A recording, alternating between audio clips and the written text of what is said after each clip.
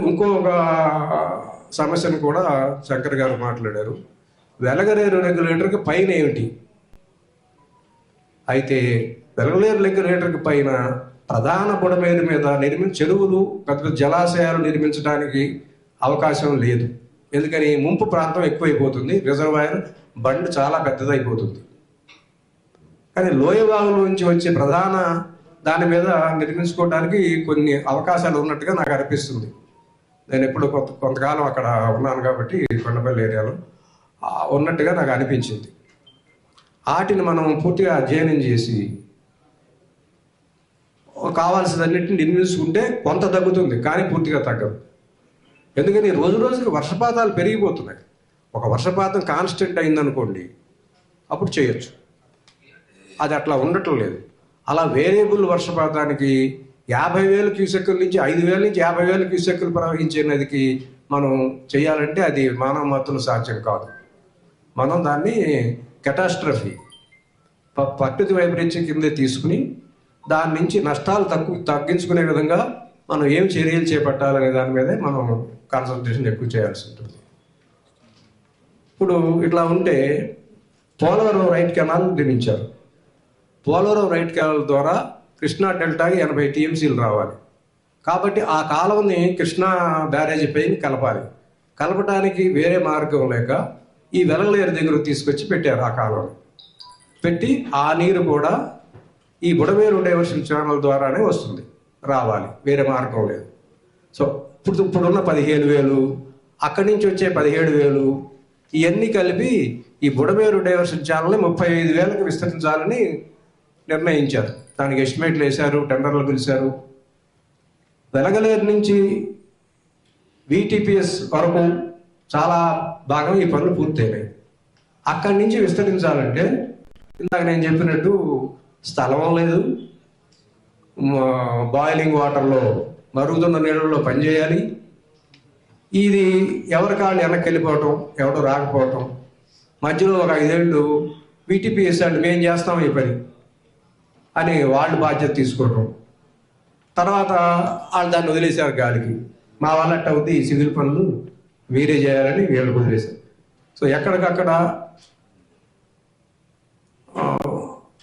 సమస్యని ఒకళ్ళ మీదకి జరుపుకుంటూ ఆ కాస్త లెక్క 35,000కి జరగలేదు. దీనికి అదనంగా ఏమైంది, మొన్న ఎప్పుడైతే ఈ వరద వచ్చిందో అప్పుడే కృష్ణా నదిలో కూడా వరద వచ్చింది. వచ్చి కృష్ణా నదిలో నీటి మట్టం పెరిగిపోయింది. నీటి మట్టం అంత పెరిగినప్పుడు ఈ నీరు వెళ్ళదు లోపలికి. సో ఎగదండి వేసింది. తర్వాత నేను చెప్పేది ఏంటంటే, ఇప్పుడు మనం పోలవరం రైట్ బ్యాంక్ కెనాల్ నుంచి వచ్చే నీటిని కృష్ణా బ్యారేజీలోకి తీసుకునేటప్పుడు కొంత ప్లానింగ్ కావాలి. అది చేశారు ఇంతకుముందు ప్రాజెక్ట్ రిపోర్ట్లో. 10,000 క్యూసెక్కుల కెనాల్కే చేశారు, 6,000 దీనికి రావటం కోసమని. ఇప్పుడు అది 17,000 చేశారు ఆ కాలంలో. దారిలో 4,000 వాడుకుంటే 13,000 ఖచ్చితంగా వచ్చి పడుతుంది. వర్షం వచ్చినప్పుడు 17,000 వచ్చేసింది. ఎందుకంటే దారిలో నీళ్ళు తీసుకోరు వర్షం వచ్చినప్పుడు కాలం నుంచి. సో మొత్తం వస్తుంది.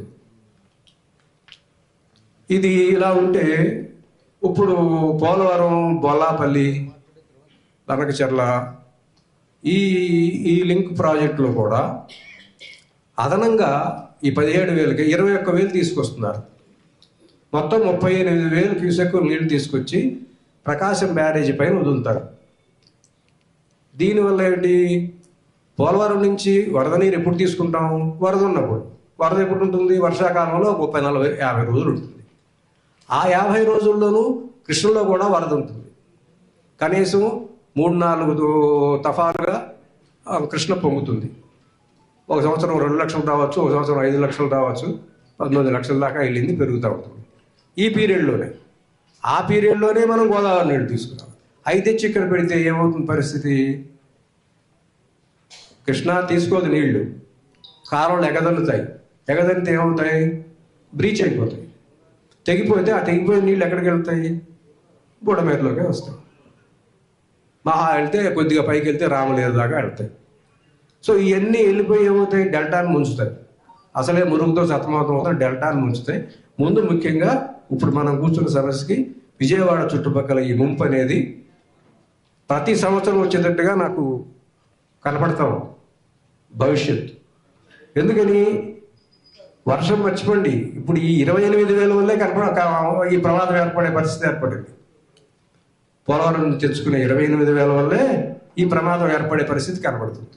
దానికి తోడు వర్షపాతం కూడా తోడైతే దాన్ని ఎట్లా నివారించుకోవాలి, ఎలా నివారించగలం? సమాధానం లేని ప్రశ్న అయిపోయింది. సో దానికి ఏదో మేము కొన్ని ప్రత్యామ్నాయ ప్రతిపాదనలు ఇస్తున్నాం గవర్నమెంట్కి. అవి ఎంతవరకు కన్సిడర్ చేస్తారో మనకు తెలియదు. మేము చెప్పేది ఏంటంటే, గోదావరి నుంచి వచ్చే వరద నీరుని కృష్ణా నదిలో